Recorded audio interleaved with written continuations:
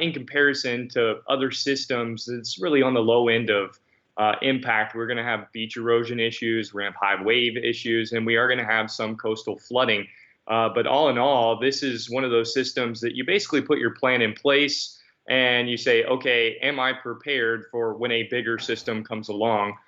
We could have some scattered power outages with some gustier conditions, especially when you're talking about gusts as high as 60, possibly even 70 miles per hour as this does move inland. That's going to do some damage to some things and even hurricane weakened things because we are still dealing with the impacts here from what we went through a year ago. So some of those weaker trees that people have neglected to cut down that are still leaning and some of that stuff. Possibly we see a couple trees fall and stuff like that, but this is going to be nothing compared to what we went through a year ago. We're talking about tropical storm impacts. And when you go through all of the model runs here, we note that yes, it's going to be strengthening over the next 12, maybe 20 hours. But once it gets relatively close to shoreline, we kind of lose this interaction of where this thing is going to be strengthening. And we're going to be seeing a system that's going to be falling apart as it comes ashore. And shear is really going to be doing a number on that as well. So